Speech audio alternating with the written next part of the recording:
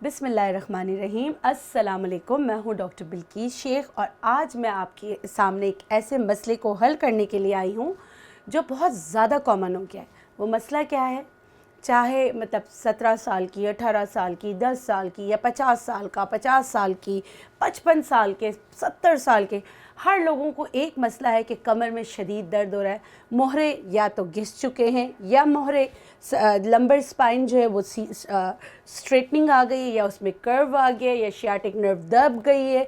मोहरों का बहुत मसला है, चाहे वो छोटे कटोरे हों जो अल्लाह ने गर्दन पे रखे, चाहे वो बड़े कटोरे हों, क्योंकि मोहरे एक दूसरे के ऊपर लगे हुए होते हैं और उसके लिए ऐसा है कि ऑपरेशन कराना भी रिस्क है। लेकिन अगर डॉक्टर कहते हैं तो आपको मानना पड़ेगा। लेकिन एक ऐसा टोटका है जो आपको मोहरों के दर्द से निजात दिलाने में मदद कर सकता है। वो क्या है वो मैं आपको बताती हूँ। बहुत ही आसान टोटका है, सिर्फ उसमें 4 अज्जा हैं। उसमें आपने लेना है घर से आटा, गोंद कुंदर, एलोवेरा और चोट हल्दी। हल्दी 2 किस्म की होती है, याद रखिएगा। पीली वाली हल्दी की मैं बात नहीं कर रही हूँ। चोट, इसका नाम चोट हल्दी क्यों रखा गया? क्योंकि ये चोट में लगने वाली, जैसे जितनी भी चोट लगती है उसको सही करने के लिए बहुत अच्छी है। इसका दूसरा नाम आंबा हल्दी है। इसको आम अल्फाज में हम नेचुरोपैथ चोट हल्दी कहते हैं क्योंकि ये चोट को जल्दी सही कर देती है। अब इसको बनाने का तरीका मैं बता देती हूँ। आपने लेना है एलोवेरा जेल। एलोवेरा जेल का हमेशा मैंने ये थोड़ी सी साफ़ कर लिया था मगर आपको बताने के लिए रखा था। जो इसके अंदर तेल होता है वो जहर होता है। वो ज़हर मुरा हमारी एक दवा है, एक पत्थर है, उसके असरात को भी कम करने के लिए ये इस्तेमाल किया जाता है। तो कभी भी ये चीज़ आपकी दवा का हिस्सा नहीं बनना चाहिए। इसीलिए अक्सर मेरी बच्चियाँ या बहुत सारे लड़के जो मेरे पास आते हैं कहते हैं डॉक्टर बिल्किस हमने एलोवेरा जेल लगाया और हमारे दाने सही होने के बजाय ख़राब हो गए। क्यों? क्योंकि आप लोगों ने इसको सही तरीके से इस्तेमाल नहीं किया। ये जो है ये डस्टबिन का हिस्सा है, ये अद्वियात का हिस्सा नहीं। इसी तरह दूसरी तरफ से जो है आपने इसको भी आराम से अच्छी तरह निकाल लेना है, ठीक है। और ये देखिए मैंने धोया है, इधर कहीं भी पिलाहट नहीं है क्योंकि इसमें पीलापन होता है जो आपके लिए अच्छा नहीं होता। उसको आपने पूरा काट लेना है। अच्छा, इससे बड़ा अच्छा ये पान का नेमुल बदल है। मैं फिर किसी वीडियो में आपको बताऊंगी कि ये जो ऊपर का है जो ये छिलका है ये भी बेकार नहीं है, इससे बहुत अच्छा पान बनता है। वो कैसे बनता है आप लोगों को देखना पड़ेगा, आगे सीखना पड़ेगा। ये मैंने इसको उतार दिया। अब इसका जेल जो है निकाल लूँगी। पूरा इसका जेल जो है इसको निकालना है। इसको जेल को निकालने के लिए थोड़ी सी मेहनत करनी पड़ती है। बस ये ग्रीन वाला हिस्सा नहीं आना चाहिए, ठीक है। ये जेल आप निकाल लें।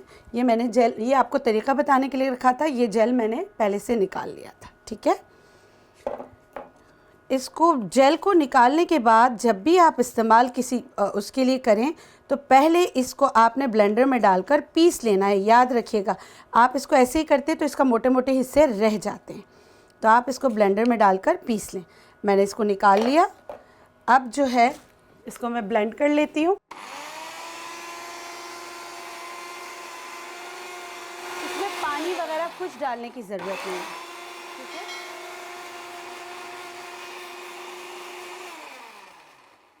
ठीक है, ये आपका जेल तैयार हो गया। देखिए ये लेस बन गया। अभी भी थोड़ा सा ये रह गया। मैंने ये जो है ये नहीं होना चाहिए, ये जो मोटे टुकड़े हैं ये नहीं होने चाहिए, लेकिन बहरहाल आपको सिखा दिया है। अब इसमें किस तरह बनेगा ये मैं आपको बता दूं। आपने इसमें चोट हल्दी लेनी है तकरीबन ½ टेबल स्पून, ठीक है। ये तकरीबन हमने 1 कप लिया है। अच्छा, आटा दो हिस्सा आटा होगा तो 1 हिस्सा इसमें गोंद कुंदर जाएगा। मतलब कि अगर आपने 25 ग्राम मतलब 50 ग्राम आटा लिया है तो आप 25 ग्राम गोंद कुंदर लेंगे, ठीक है। गोंद कुंदर को मैंने पहले पीस लिया था। ये है गोंद कुंदर, आपको मार्केट से आसानी से अवेलेबल होता है, आप ले सकते हैं। और जितने भी लेप वाले हैं वो गोंद कुंदर का इस्तेमाल बहुत करते हैं अपने लेप में। ये आपके दर्दों को खींच के निकालने में मदद करता है, आपके मोहरों को सही जगह बिठाने में मदद करता है, या अगर हड्डी टूट जाए तो उस हड्डी को जोड़ने में मदद करता है। और ये जो है बहुत पुराने लेप में सब जगह इसका इस्तेमाल होता था। ठीक है, ये मैंने डाल दिया। अब इसको मैं गूंद लूँगी, जैसे रोटी की तरह हम गूंद लेते हैं। ठीक है, एलोवेरा जेल में हमने इसको अच्छी तरीके से गूंद लेना है। ये आपका लेप तैयार हो गया। अब जब भी आप इस तरह की कोई लेप वगैरह बनाएं तो उसको तकरीबन आधे घंटे के लिए रख दें, ताकि सारी चीज़ें आपस में मर्ज हो जाएं, यकजा हो जाएं। ठीक है, सारे अज्जा के जो मीज़ान था, सारे अज्जा के जो चीज़ें थी वो तकरीबन बराबर थी। तो देखिए आपका लेप भी बिल्कुल बन गया। इसमें बिल्कुल पानी का इस्तेमाल जो है बिल्कुल नहीं हुआ है। इसको जब आधे घंटे के लिए रख देंगे तो इन थोड़ा सा नरम हो जाएगा। फिर क्या करते हैं, इसको हाथ से, जैसे आपके 2 पेड़े जैसा बन गया है, आपने क्या किया, ये मैं पूरी कमर दर्द के लिए, मोहरों के लिए, सर्वाइकल हो या लंबर स्पाइन में हो, आप इसको मोहरों पे लगा सकते।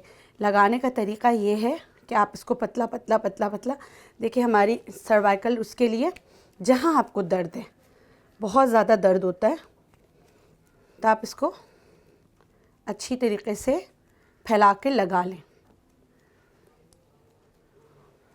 ठीक है, आपने इसको बनाया, ये थोड़ी देर रहेगा तो ये जो है नरम हो जाएगा। जैसे ये नरम होता जा रहा है, अब मिसाल के तौर पे ये जहाँ दर्द है, मिसाल गर्दन में दर्द है या कमर में दर्द है, तो ये लेप आपने लगाया, मलमल की पट्टी बांधी, छोड़ दिया। आप यकीन करें ये दर्द को खींचने के लिए नंबर 1 है। इसी तरह अगर आपके घुटनों में बहुत दर्द होता है तो घुटनों के आगे तो लगाएं, लेकिन घुटनों के पीछे भी इसको लगाकर पूरे, मतलब कि इसकी पट्टी बांध दें आगे पीछे, यानी घुटनों के पूरी तरफ पट्टी बांधकर फिर आप जो नी बैंडेज है वो पहन लें।